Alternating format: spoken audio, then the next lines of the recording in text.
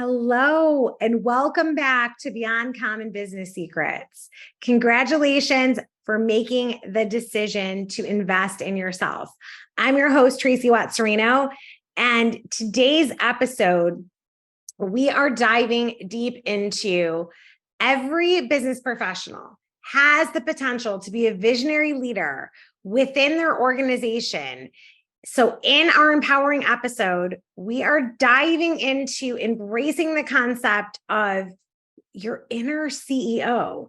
The thing is that unleashing your leadership potential to embrace your inner CEO is something that I get so excited about. And I know you do too. That's why you're here listening to Beyond Common Business Secrets.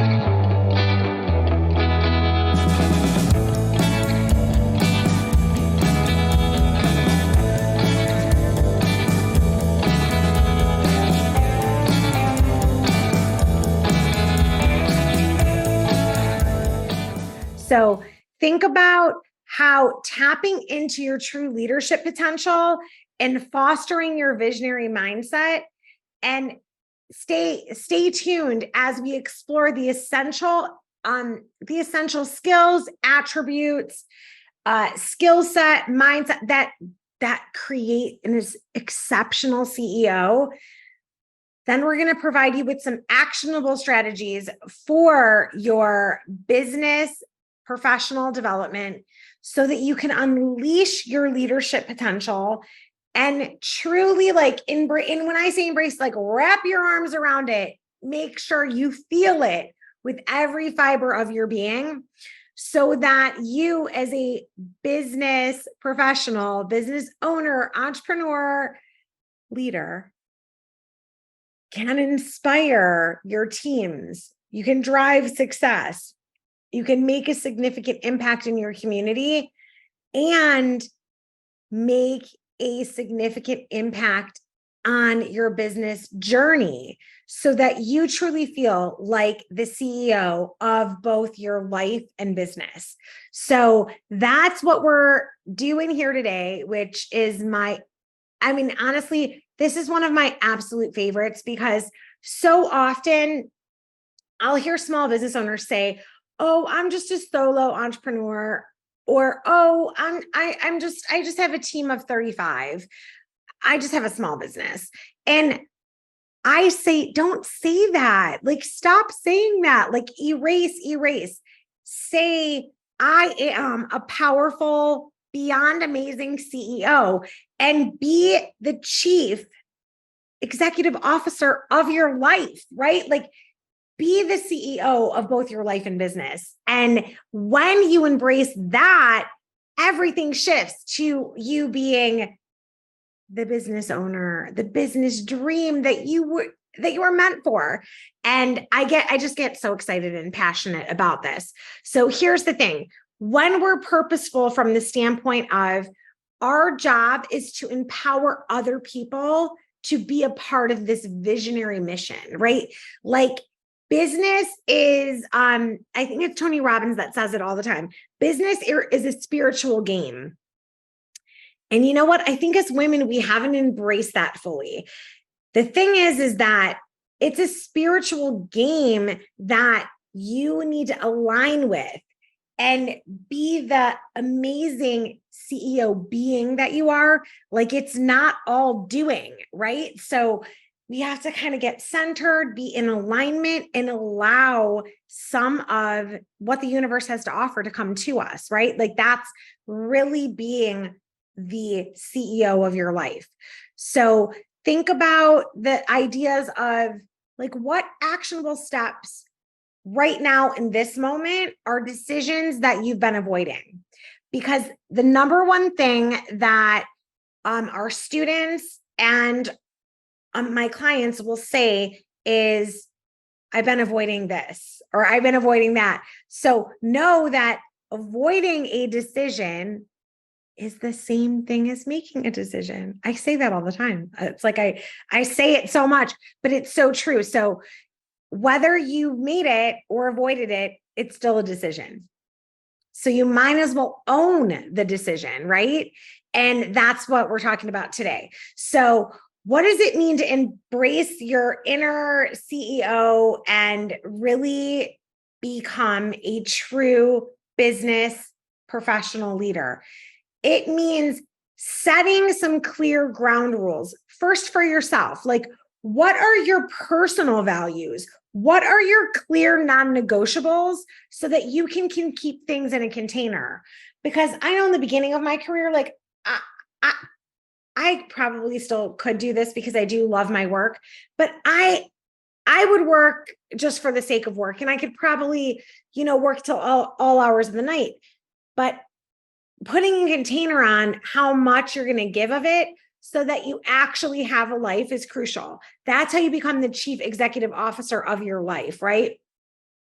So you want to make sure that all of the things that you say you're going to do line up, right? That's how you become somebody that has strong values and strong leadership skills.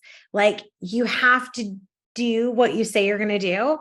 And if something comes up where you have not been able to fulfill that, you don't ignore it, you address it. That's making a decision to like bring it into the light and share it, right?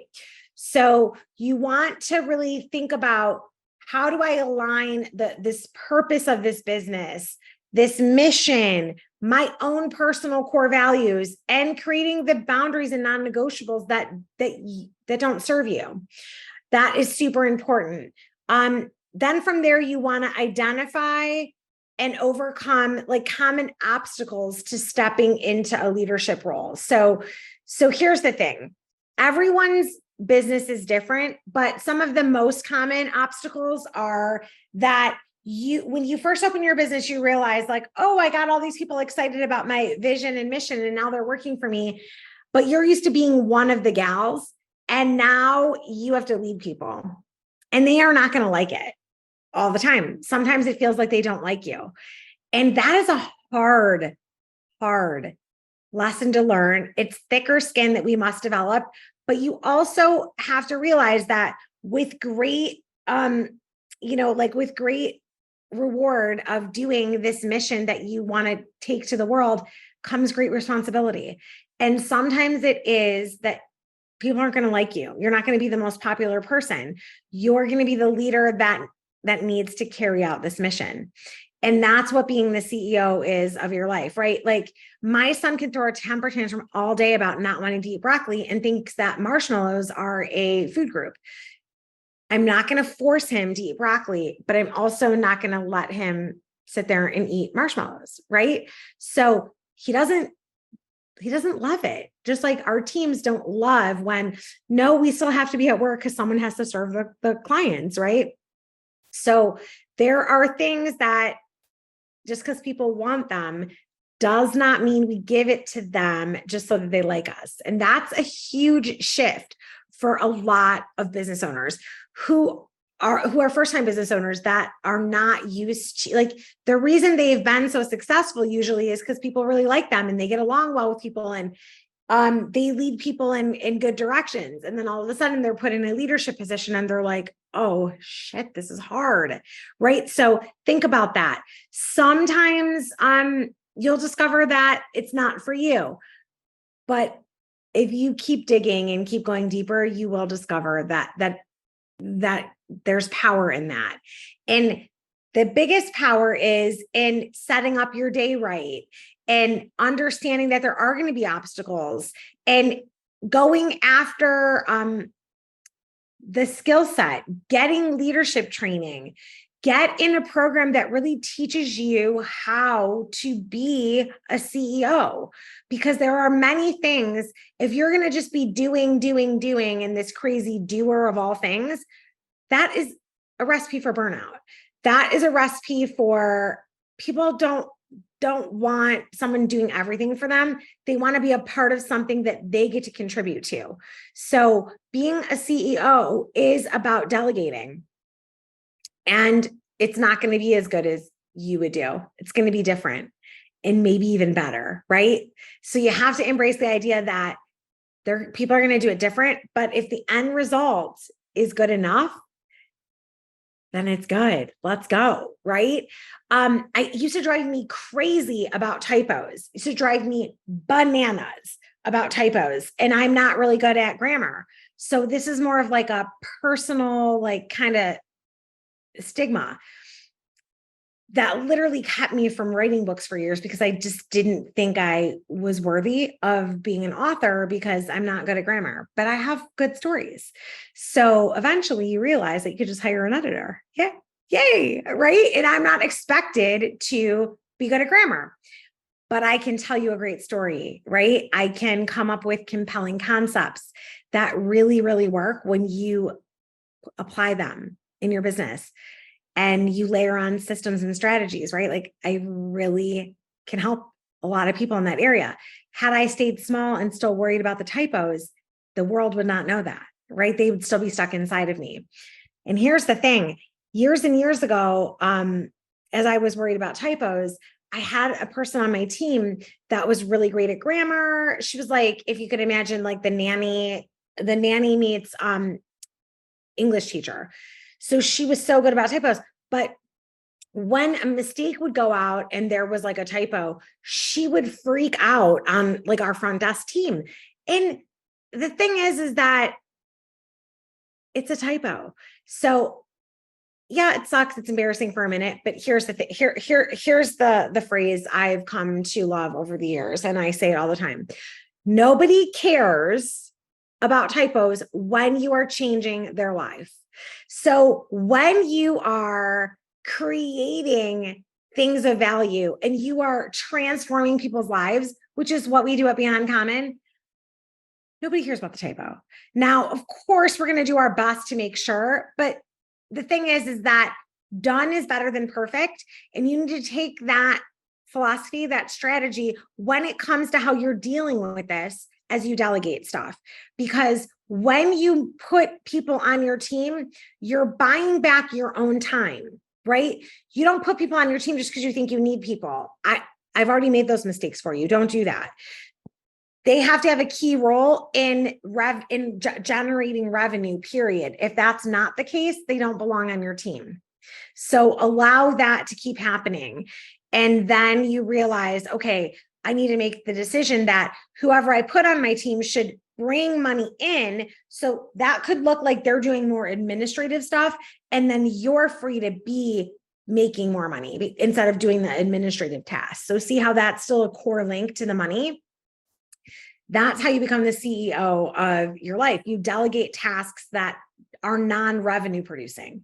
So that is a huge thing. And the same thing with like, you figure out what can you outsource that you don't like to do at home, right? Like I have been using Instacart for years, long before we ever suffered the pandemic or anything like that, because it saved me time every week, right?